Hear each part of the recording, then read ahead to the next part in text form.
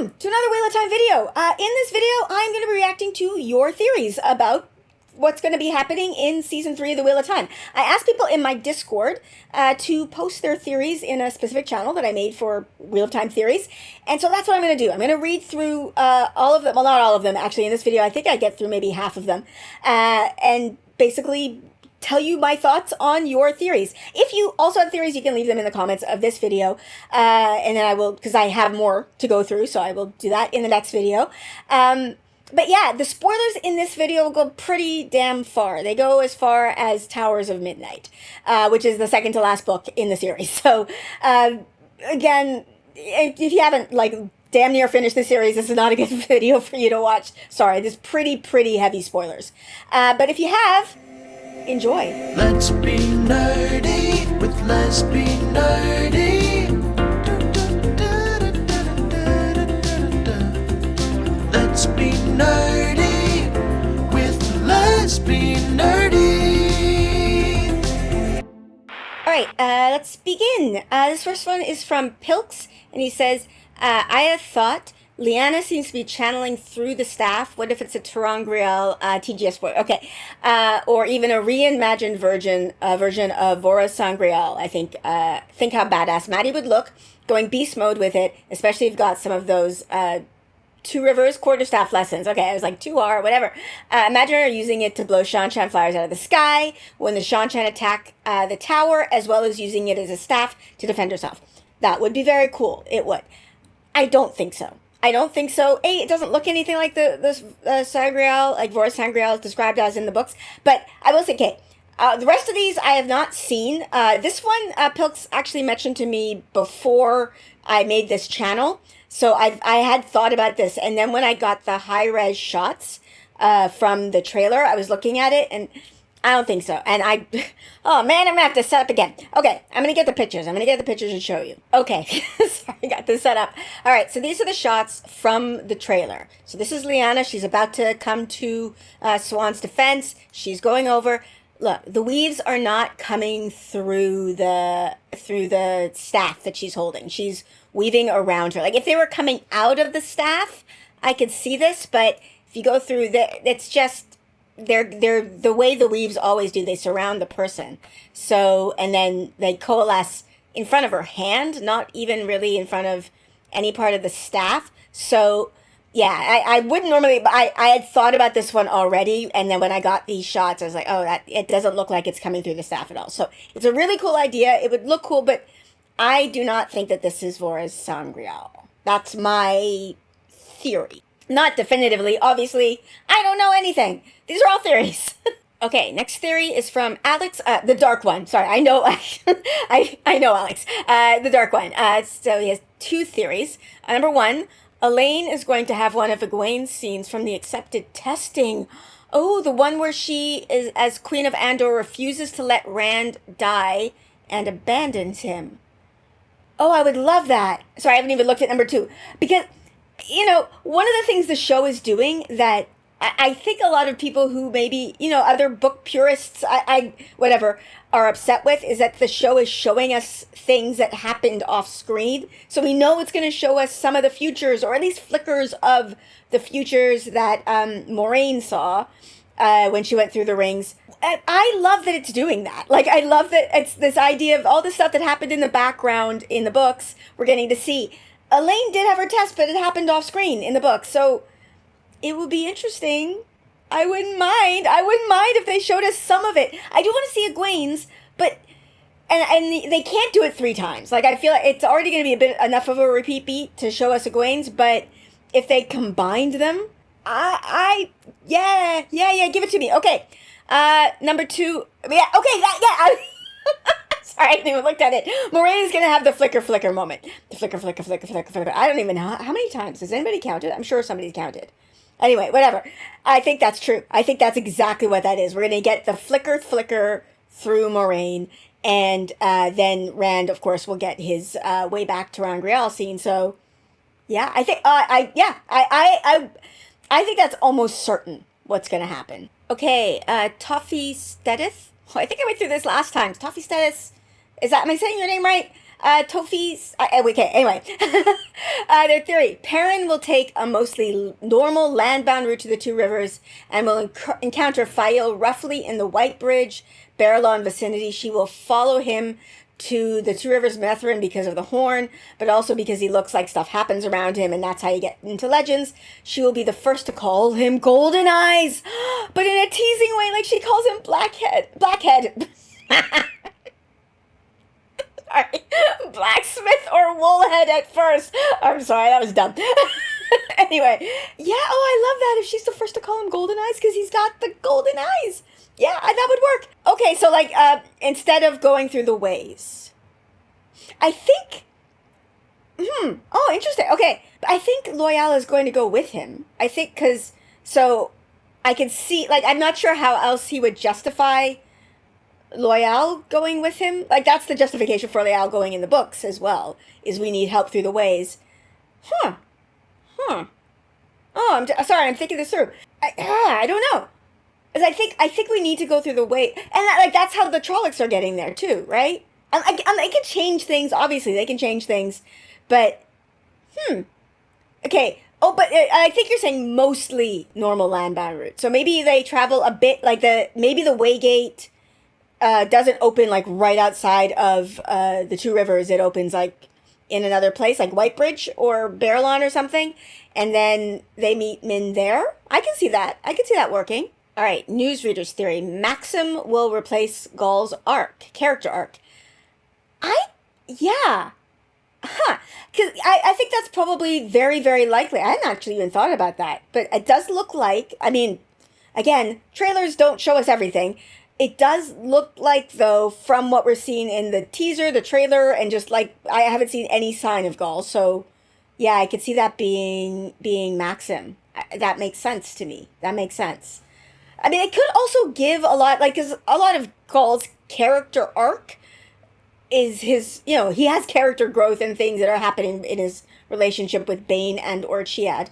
But it is in relation to his friendship with Perrin, and Bane and Chiad could also fill that. Like, but I could see it being Maxim too. I could totally see it being Maxim. I think Maxim's going to have a lot to deal with emotionally just in general.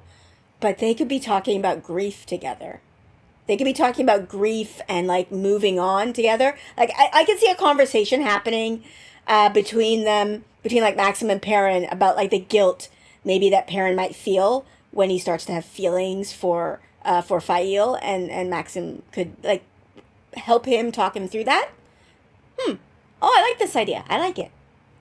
It also, like, I know, like, it's a joke in the fandom, but it's a fact. Like, there are 2,000 some, like, I don't know the number, but there's a ridiculous number of named characters in these books.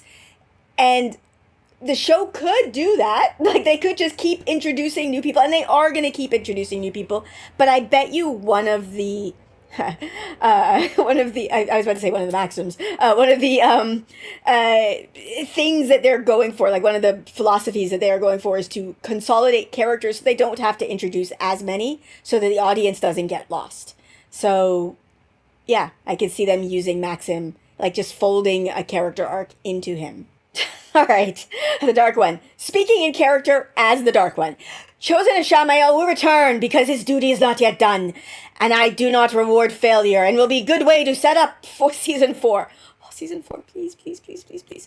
But I think it's yeah, we know that Ishamael is going to return because, hold on, oh wait, no, not that picture. Look, there he is. He's way up there he's right behind this particular, I guess, is that a glass column? Yeah, I guess that's what that is. He's right behind that one at the very top. I can't reach that far because my avatar doesn't move like that.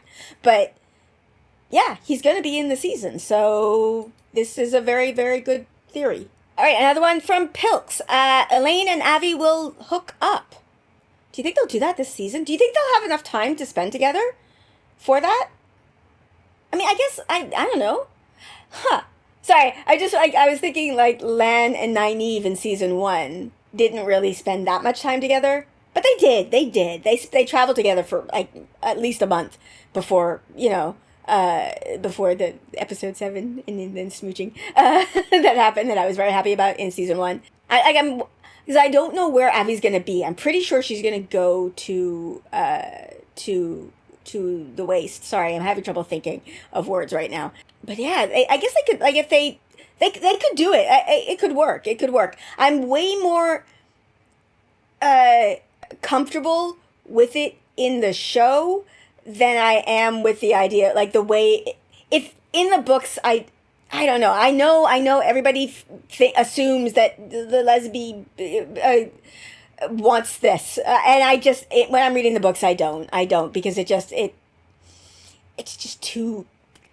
Yeah, I don't like it for many reasons, like male gazy, male fantasy. Oh, look, he's got 3 girlfriends and 2 of them hook up and it's hot. Like, it's just gross.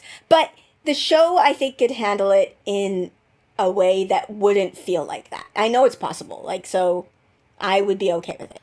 Remy has a theory. They say halfway through Delulu season 3, Lanfear and Moiraine.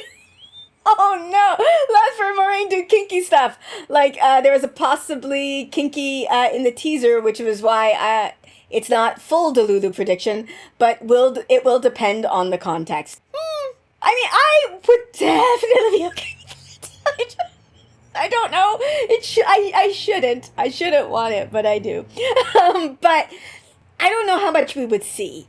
I could definitely see that being one of the avenues that Moiraine tries in one of her AU futures to maybe distract Lanfear from doing what she do. But I don't know how much we see. I have a feeling that, especially like those spinny scenes, which in the trailer we saw the spinny scenes, like that with the kinky stuff in the teaser was in a spinny scene. I mean, I don't know how much kinky that was. Like, it could just be a murder scene that happened to be happening in a bed. Like, Lanfear could be taking, disguising herself. I don't know. But I think we'll see a lot of flashes. So I don't know how many of those AUs we will actually see. Like, we might not. I could see us seeing, like, maybe 1 or 2, like the way the flicker is in the books, where you see a couple of scenes from a couple of flickers, and then it's just flicker, like, just over and over again. So, yeah, I don't know. But I'd be down. Okay, it's another one from Remy, right after the last one. I also think that, spoilers for Book 5, Moiraine will have her date with Lanfear at the Red Door at the end of Season 3. Do you think this is a realistic timeline? And also, do you think we'll see, spoilers for Book 11 after Season 3?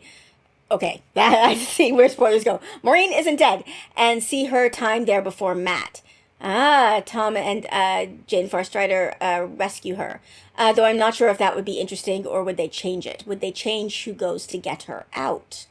Okay, I've already talked about this in my costume breakdown part 1. I don't know how many parts will be out, but we haven't actually even recorded. As of the time I'm recording this, we haven't recorded beyond part 1, but we do plan to, so I don't know how much you will have seen from our costumes by the time this video gets out. But I've already stated in that video my theory about Moiraine's death. And again, of course, obviously, I've already said spoilers, and I will have said it at the beginning of the video, so don't worry about it. But I don't think she's gonna die this season. Only, like, largely because they keep saying it. Like, they said it so many times, and they keep showing the flickers in the teaser and this, that she has to die for him to live. I feel like that's it's not even a misdirect, but I feel like they want it to feel like it's a misdirect in this season.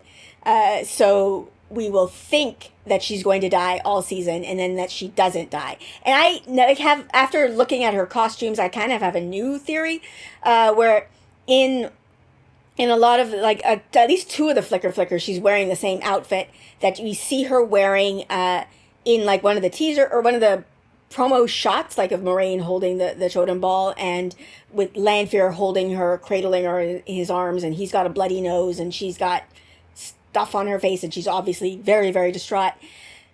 That shot, I think, is from later on in the season, and I could see her trying to sacrifice herself, like, having seen herself in that dress, in her flicker, putting on that dress, getting ready to sacrifice herself, and then Lan saving her. And her being like, no, I was supposed to die. I was supposed to die. And that being part of her distress in that moment. I could see that being it. And then my theory then would be that she would die next season. Because she does have to die. The rings are not wrong. Okay, sorry. Something was happening on my computer. As far as, like, if they would show us that she's alive, I don't know that they would. Like, they might do it the way that it's done in the books. Like, but not exactly the way it's done in the books, but kind of in the way that it's done in the books, where later, closer to her rescue, we got confirmation that she's alive. So, like, it wouldn't be next season that we find out, but, let's say they're planning for 8 seasons. So she dies in season 4. If they get the full arc, maybe they would give confirmation that she's alive in season 7 and then bring her back in season 8 or something like that. I could see that. All right, another one from the Dark One here. Nynaeve will punch Chosen McGettian and possibly collar her. Ooh, already. Because if they're working as though season 3 is the last season, then you unfortunately have to tie up loose ends. I don't think they'd be working as if it's the last season. I don't think that's the mindset that they would be going into writing this season with. Like, I know a lot of people think that because they haven't had a renewal announcement yet that we are in a bad position, but most shows do not get renewed before the season airs. Like, renewal usually gets announced during the season. We got very lucky with getting seasons 2 and 3 renewed ahead of time, but especially with the strike having happened, like, my friends of mine who are in the industry keep talking about how things have not recovered. Like, COVID and the strike messed everything up, everybody's schedule up, and it has not recovered at all yet. Things are still very much in flux. And it's also just not normal for a show to get renewed before people have seen how the last season has done, or at least how it starts. So I don't think there's any reason to call alarms yet, and I don't think that they would write season 3 as if it's the last. But that having been said, I would love if she punched Moghedien. I very much want an Africa face punch from Nynaeve. That would make me so happy. Collaring her already, I don't know about that. That would be interesting. I don't know. Because there's so much that goes into that moment of collaring Moghedien. And Brigida's involved in that moment. And I don't think they would introduce Brigida. I mean, okay, that's not true. I could see them introducing Brigida in this season. But I think we would need... I can't see them having that moment. Like, of Brigida getting ripped out of Teleron Riyadh in this season. Only because this season is introducing a lot as far as alternative universes, and like one of them is going to be Teleron Riyadh. I mean, they've already introduced it, but people don't know what they've introduced really all that much. I'm assuming we'll get a lot more explanation of it as Gawain learns. But yeah, so they're introducing Teleron Riyadh. There's going to be the glass columns. There's going to be the flicker. So those are 3 separate other worlds. Sorry, my tracking stopped working for a second, so there'll be a weird cut in there. But those are 3 other things. So I could see them not wanting to break Teleron Riyadh right after they've explained it. So I that would be my reasoning for that. Like, you kind of want things to feel solid before you go and do something like, oh, now we've ripped her out of Teleron Riyadh, because that's a thing that we can do. That's my guess, based on nothing. All right, another one from Newsreader. Melindhra will try to hook up with more... Okay, sorry, I've gotten stuck halfway through the sentence. Melindhra will try to hook up with Moiraine instead of Mat or Lan, and will try to assassinate both Moiraine and Lan. You know what? Okay, obviously, yeah, Mat's not going to the waste. So, how are we going to have Melindhra be, like, A, a part of the story, and B, be revealed? If I'm assuming, I don't think they're going to change anybody's allegiances in the show. So I'm assuming that Melindra's going to be a dark friend. But anybody like that would be recognizable. I could see them, like, maybe person who has a name that we've, but that we don't know anything about their personality. But Melindra's a character that people remember. That's interesting. That is really interesting as a theory. I've never thought about this. I don't know. I'm wondering. Okay, is it just because Mat's not going there, so you're trying to figure out who she would try with? Yeah, and of course, yeah, Egwene and Rand won't work because whether or not like they're obviously I don't think they're going to be a couple at that point at all. But or at least we'll but they will have tension. Like they will be very, very obviously have tension with each other. So she would probably write them off. And yeah, then Moiraine and Lan are her best bets. And best bets for writing. Oh, that's interesting. I'm very intrigued by this theory. I'm not sure how likely I think it is, but it's very intriguing. Like there's possibility there. I don't think either of them would, obviously, because they both have one true loves. But, it's a juicy idea for her to try. Okay, some people had a lot of theories. Okay, Gaul. This is from Pilk, sorry. Gaul will turn out to be Abby's first brother and will take up her debt to Perrin when she returns to the Waste to train as a wise one. So Gaul, okay. Okay, so are you thinking that Gaul then is going to be in the show?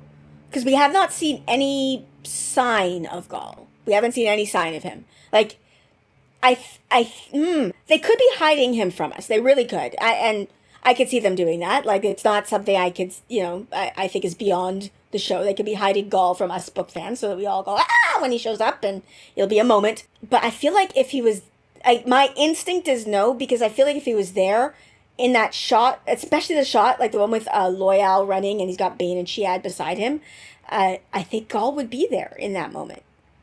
Like, I saw no person in, like, any of the Two Rivers shots from the trailer that looked like a male Aiel. That doesn't mean it's not possible. It's an interesting idea. All right, another one from the Dark One. Rhuarc is going to be a Dilf or a Gilf. This is not a theory. This is a fact. I was on the Malkier Talk stream when his casting was announced. That the reaction of the people in the chat, especially those who enjoy looking at the gentleman, was quite universal. Quite universal. He's not going to be a Dilf or a Gilf. He is. Like, that's just, yeah. Okay, and the ladies are going to be thirsty for a silver-haired fox. The ladies and the gentlemen and the NBs, like everybody who likes looking at silver-haired foxes is going to enjoy looking at the silver-haired fox. All right, this one is from Karen LM. The first scene of the show will be a flash forward. Ooh, after the cold open, we will go back to see most of the happy scenes and stills. So, like the ones from Tarvalon where they're in the pub and there's not enough ale in the world. Okay, that's an interesting idea. What would it be a flash forward to? What would you be thinking it is? Like a flash forward maybe in the season, like a flash forward to the end of the season, like where I think that shot of like a distraught Moiraine in Lan's arms is. Would it be that scene, or would it be a flash forward like to something that happens in the future? I don't know. It's an interesting idea. It's a really interesting idea. I don't think they could show that Ishi's there. I was going to say, I would love, like, if all the flash forward, or all the, from now on, all of the cold opens were Dark Friends. Like, especially the first episode. Like, if we got Dark Friend meetings, that would be cool. But I don't think they can do that, because it's only Moggy and Lanfear, and I don't think there's any way that those two would be meeting. Lanfear is not a fan. So Ishi could bring them together, but I don't think they want to reveal quite so quickly that Ishi is still alive. I mean, they've shown it in the poster, but not everybody is as tuned in as people like me, who has posters of Wheel of Time up on my wall all year round, even when I'm talking about other stuff. So, All right, another one here from Newsreader. Amis and Bear are combined into one character and will be married to Rhuarc. I think this is confirmed. And was confirmed by Sarah Nakamura in the Dusty Wheel chat during Trailer Gaiden, but which I did not watch.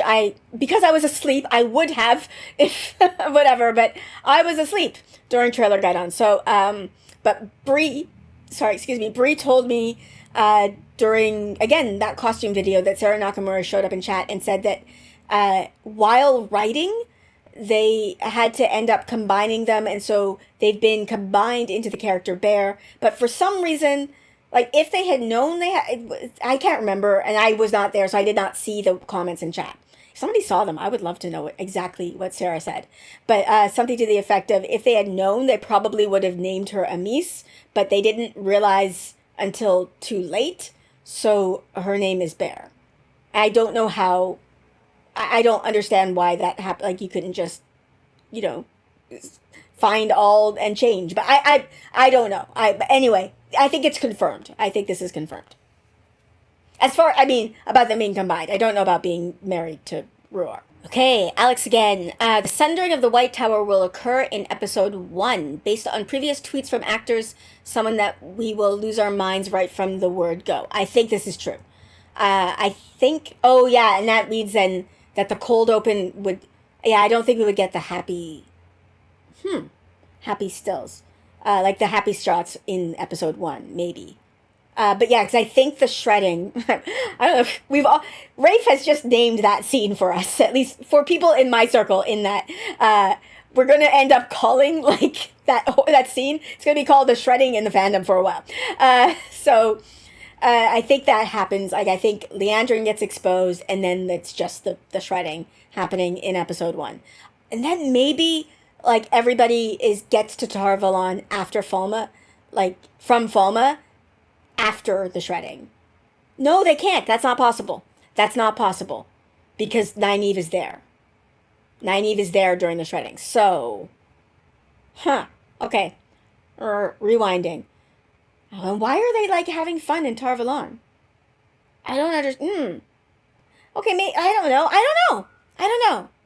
They could start, like, a la season 1 with just happy people in Tar Valon, I guess. Okay, this one is from Kalmia. It says, my season 3 theory so far is that it will open and close in the same similar ways, just like season 1 and 2 had Age of Legend cold opens, but this time it will be with violence in the tower.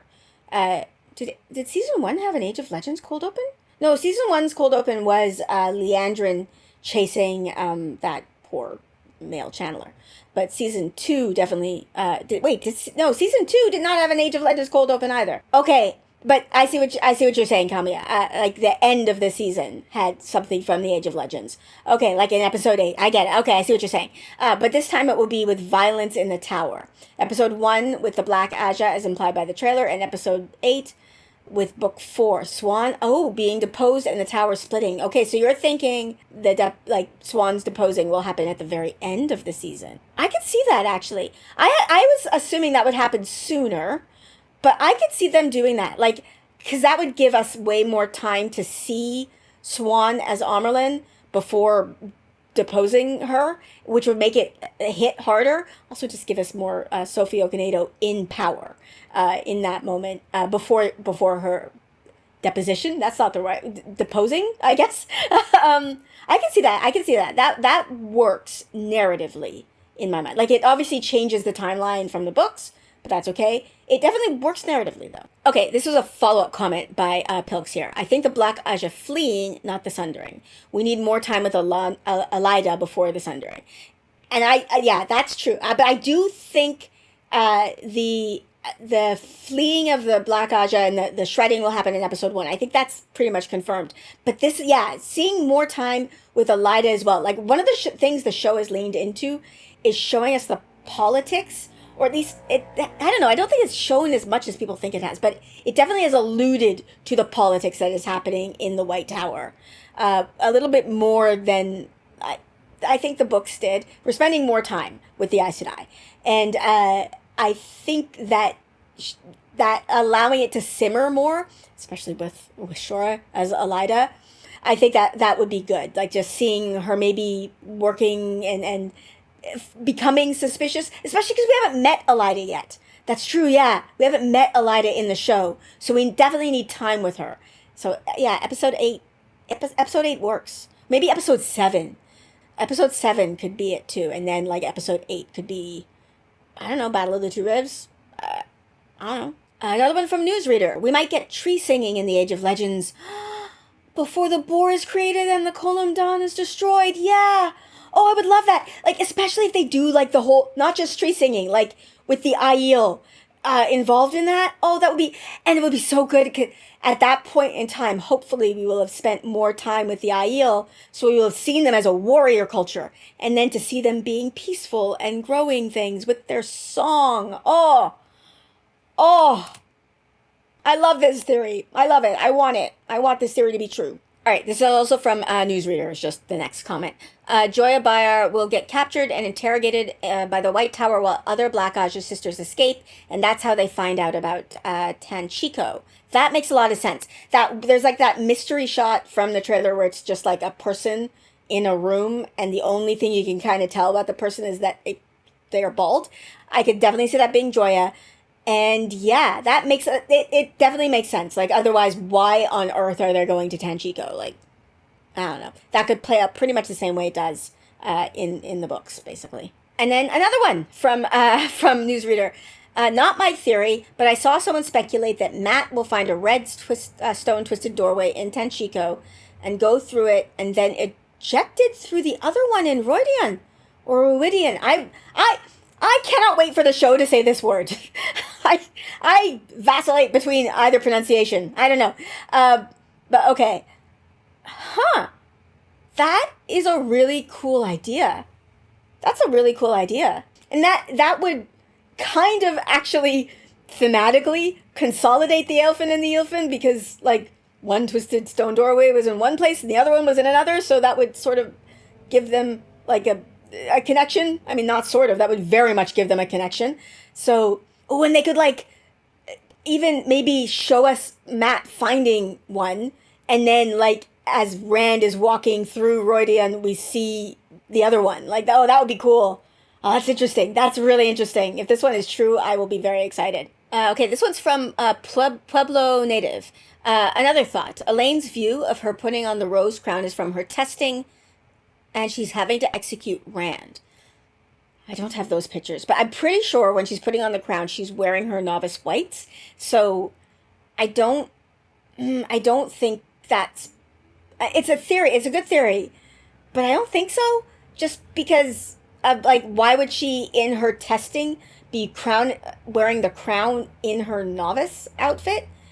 Like, the testing, like, every time we've seen the testing, like when Nynaeve was there, and then the shots that we've seen that look like they're from Egwene's testing, their clothes change in their minds. So I don't know why she would be doing that. Plus, now I got to go back and do the comparison.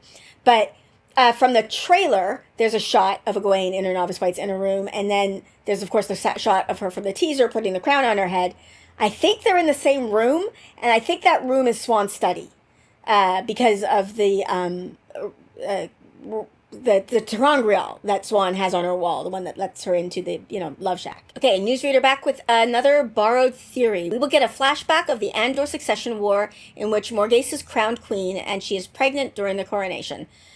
Yeah, I think this makes, like, from what we've seen from the trailer, I think this has to be the case, right? Because we've seen a pregnant Morgase with 2 children off to the side, and then, so the 2 children would be Galad and Gawain, so obviously she's pregnant with Elayne. That has to be a flashback. So yeah, and I think it's during her coronation. This makes perfect sense to me as a theory. All right, the Dark One also back. The Seanchan will return, and we will have our first look at the Daughter of the Nine Moons already. Maybe even the Empress, may she live forever? Because we know they will return, they must, yeah. And we might as well have the return start now. I mean, why not? Like, if we're condensing things. Yeah, I can see that, yeah. And so we can avoid that awkward Mat Thailand thing.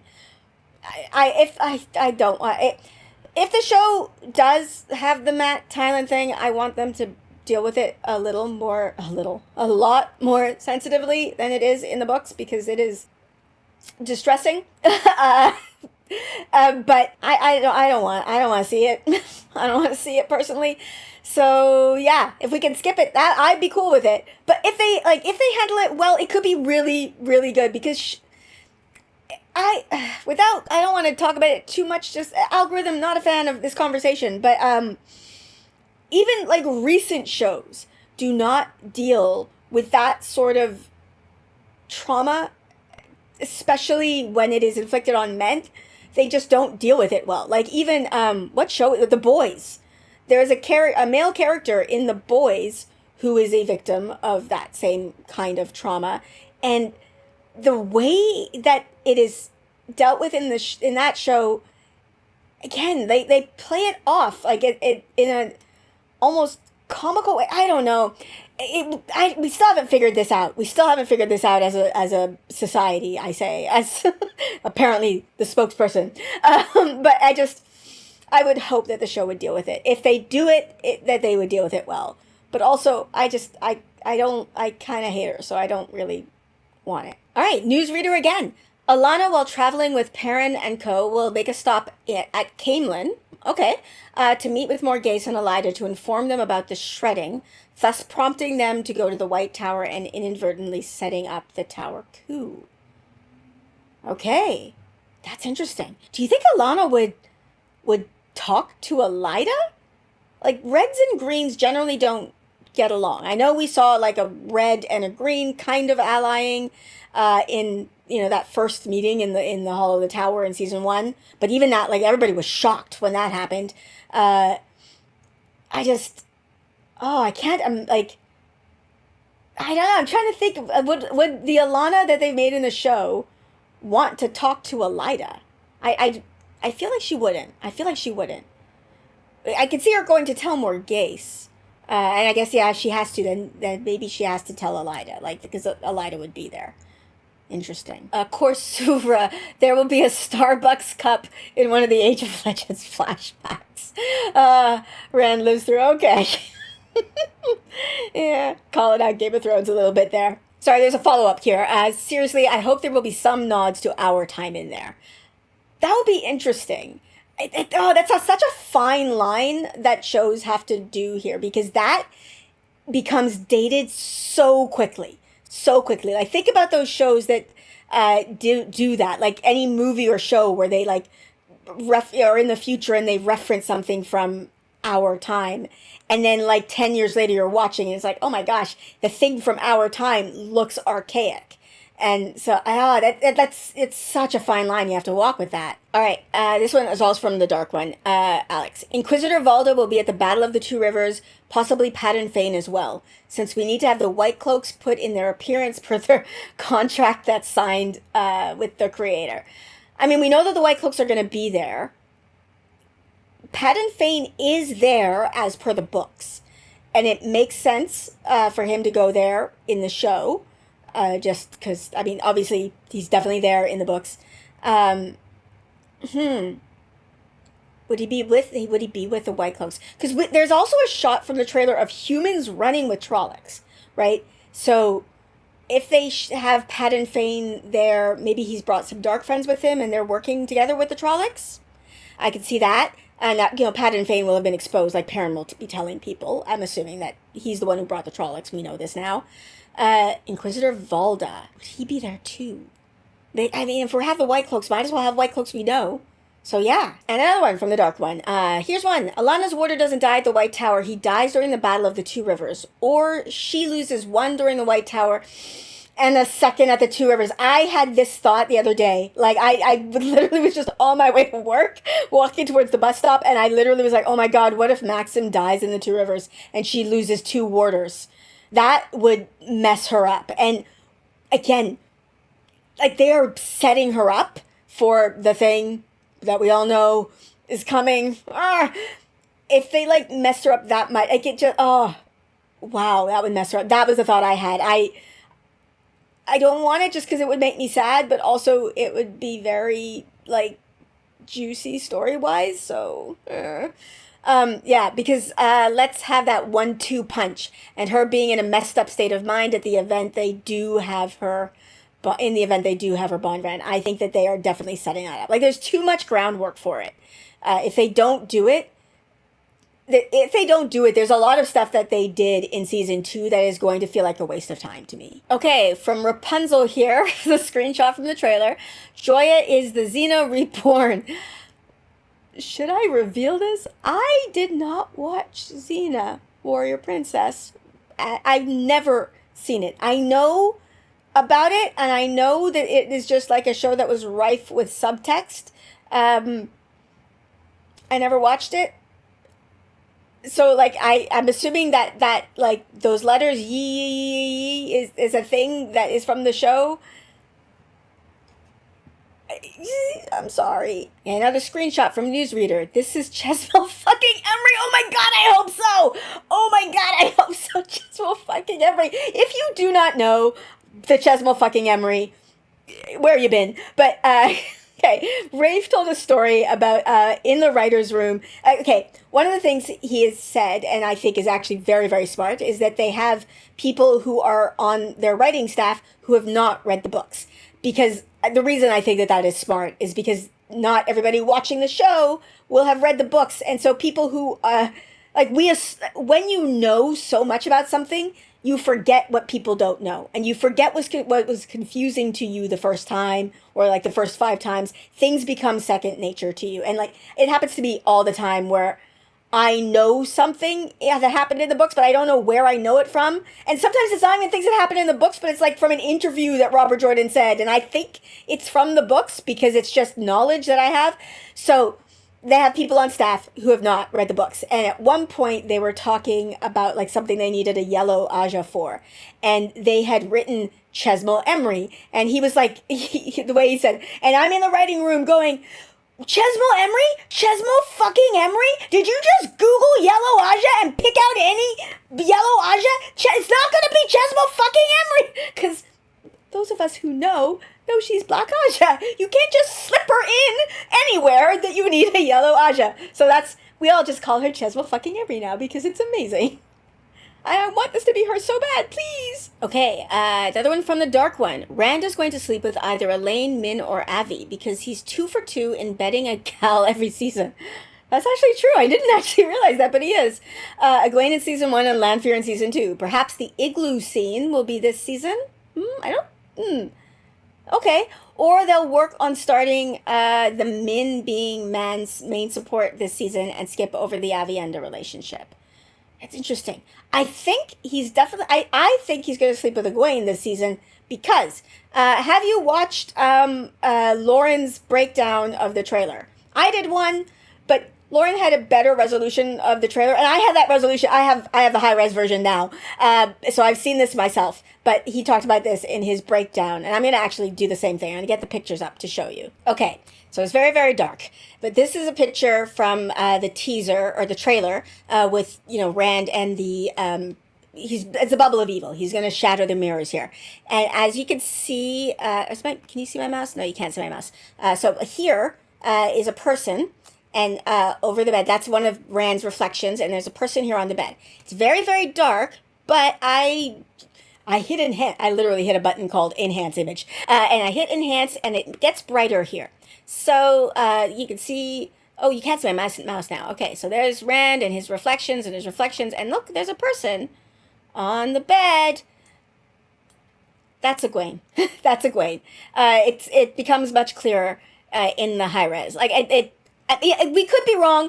It's, but it very much looks like that's Egwene to me.